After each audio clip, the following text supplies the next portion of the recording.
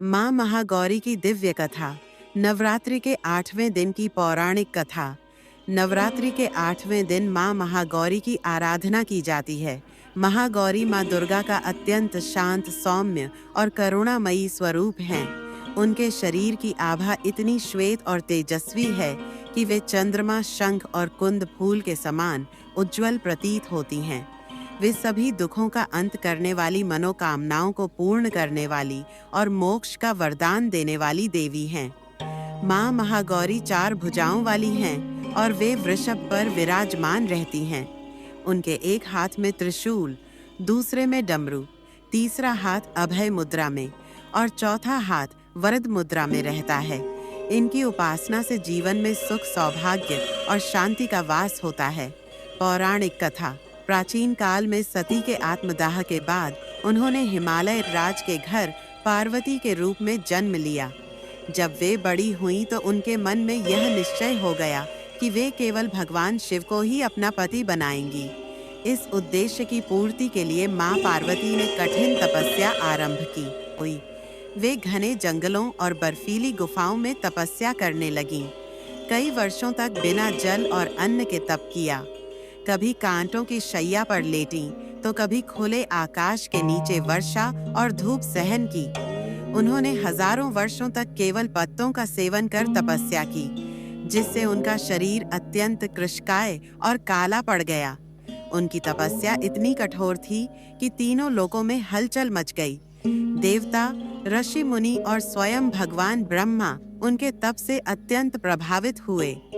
माँ पार्वती के अटूट संकल्प और भक्ति से प्रसन्न होकर भगवान ब्रह्मा प्रकट हुए और बोले, हे देवी, आपकी तपस्या अतुलनीय है। आपके इस महान तप से भगवान शिव अति प्रसन्न हैं। शीघ्र ही वे आपसे विवाह करेंगे। यह सुनकर माता पार्वती के मन में अत्यंत आनंद हुआ और भगवान शिव की प्रतीक्षा करने लगी। भगवान शिव ने जब माँ पार्वती की कठोर तपस्या को देखा तो वे उनके समर्पण और प्रेम से अत्यंत प्रसन्न हुए। उन्होंने स्वयं माँ पार्वती के सामने प्रकट होकर उन्हें आशीर्वाद दिया। उन्होंने कहा, हे देवी, तुमने जिस प्रेम और भक्ति से मेरी तपस्या की है, मैं तुमसे अति प्रसन्न हूँ। मैं तुमसे विवाह करूँगा। यह सुनकर माँ पार्वती की तपस्या सफल हुई और उन्होंने अपनी वर्षों की कठिनाई को भुलाकर प्रसन्नता से भगवान शिव का वरण किया। भगवान शिव ने देखा कि वर्षों की कठोर तपस्या के कारण माँ पार्वती का शरीर धूल, मिट्टी और पत्तों से ढका हुआ था, जिससे वे अत्यंत श्याम वर्ण की प्रतीत हो रही थीं। भगवान शिव ने अपने त्रिशूल से गंगाजल का आह्वान किया और माँ पार्वती का गंगाजल से अभिषेक किया। जैसे ही शुद्ध गंगाजल उनके शरीर पर पड़ा, उनका श्याम वर्ण तुरंत एक दिव्य तेज में बदल गया। उनका रूप चंद्रमा की भांति चमकने लगा और वे अत्यंत सुंदर, उज्ज्वल और गौर वर्ण की देवी के रूप में प्रकट हुईं। इसी कारण उन्हें महागौरी कहा गया। अब वे एक नई आभा और दिव्यता के साथ भगवान शिव के समक्ष खड़ी थीं। भगवान शिव ने माता पार्वती को अपनी अर्धांगिनी के रूप में स्वीकार किया और दोनों का भव्य विवाह संपन्न हुआ। माँ महागौरी की कृपा और आशीर्वाद। माँ महागौरी अपने भक्तों को मनचाहा वरदान देने वाली देवी हैं। जो अविवाहित कन्याएं अच्छे पति की प्राप्ति की इच्छा रखती हैं, वे माँ महागौरी की पूजा करने से सुखी वैवाहिक जीवन प्राप्त करती हैं। जो महिलाएं संतान प्राप्ति की इच्छा रखती हैं, उन्हें माँ महागौरी की कृपा से मातृत्व सुख प्राप्त होता है। माँ की उपासना से जीवन के सभी पाप समाप्त हो जाते हैं और मनुष्य को मोक्ष, मुक्ति का वरदान प्राप्त होता है। माँ महागौरी की पूजा प्रातः काल स्नान करके स्वच्छ सफेद वस्त्र धारण करें।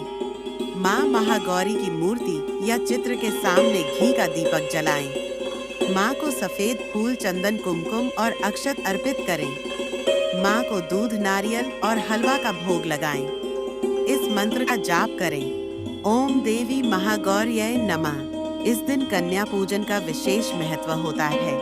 माँ को सफेद वस्त्र, सफेद मिठाई और दूध से बनी चीजों का भोग अर्पित करें। माँ महागौरी की उपासना से होने वाले लाभ। जीवन में सभी प्रकार की समस्याएं समाप्त हो जाती हैं। विवाह में आ रही बाधाएं दूर होती हैं और दाम्पत्य जीवन सुखमय बनता है। माँ की कृपा से संतान सुख की प्राप्ति होती है। जीवन में शांति, सुख और समृद्धि का वास होता है। भविष्य में आने वाली सभी विपत्तियों से रक्षा होती है। ओम देवी महागौरीय नमः। जय माँ महागौरी। अगर आपको यह कथा अच्छी लगी तो कृपया हमारी चैनल को सब्सक्राइब करें और वीडियो लाइक और शेयर करें।